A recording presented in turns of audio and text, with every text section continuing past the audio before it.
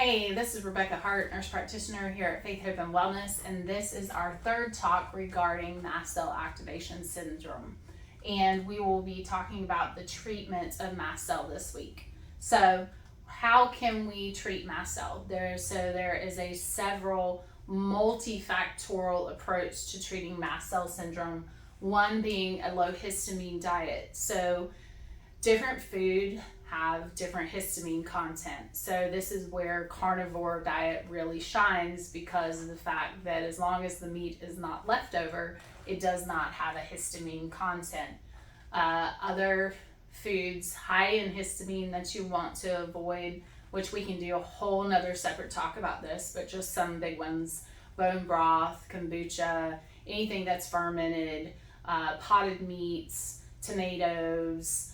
Avocado is a histamine liberator, so it doesn't actually contain histamine. So again, that would be another talk where we can talk more about histamine liberators and actual foods that have histamines in them. So a lot of times with a low histamine diet, it really helps the person get their histamine bucket and their histamine load down. 2, quercetin. Quercetin is a biflavonoid.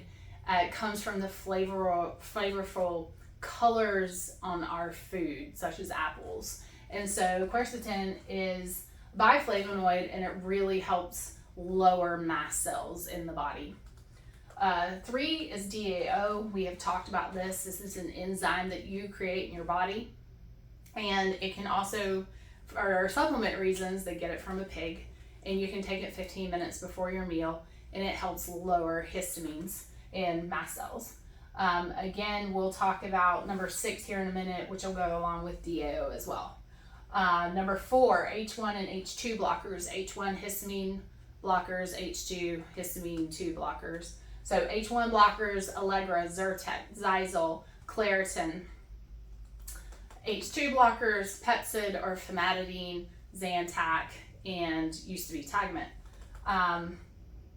So any of those H2 blockers work at blocking histamine in the gut. H1 blockers work at blocking histamine to type 1 receptors. So those really help. Some patients take type 1 in the morning, like Allegra, and take a Pepcid at night. Number 5, mast cell stabilizer. So 2 really big ones. One is Cromolyn, which is an old drug. It's a mast cell stabilizer. And the new one on the market, but it is compounded, is ketotifen. Ketotifen works really well at stabilizing mast cells and helping the overall histamine picture in the histamine bucket go down. Number 6, progesterone.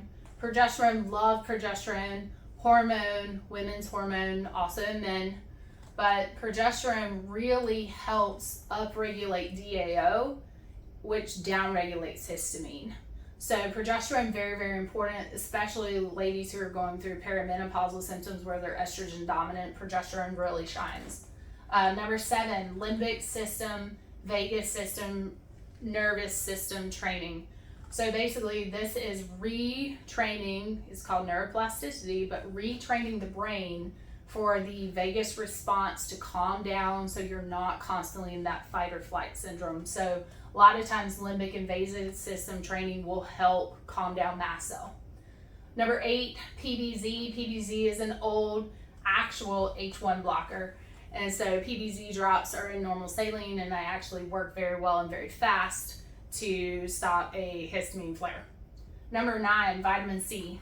Vitamin C, don't think it gets utilized enough, but vitamin C does help lower mast cell. And then number 10, Chinese skullcap. So Chinese skullcap is actually a mast cell stabilizer. It's an herb, works quite well.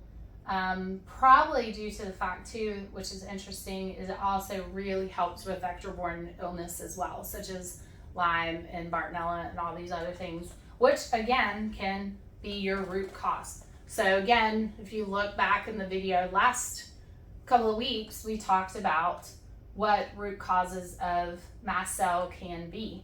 So if you fix your root cause, your mast cell will actually go away. So if it's mycotoxin exposure and you take yourself out of the mold and start binding and getting rid of the mold, then your mast cell will eventually go away as those toxins go away.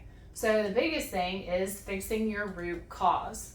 So you can do all your diet all day long, and then you go back to high histamine diet or just a crappy diet in general, a SAD diet, which is the standard American diet, and guess what? Your mast cell is going to come back. Did you fix your root cause? So underlying, always fix the root cause, and then your mast cell will go away. Sometimes this is multifactorial.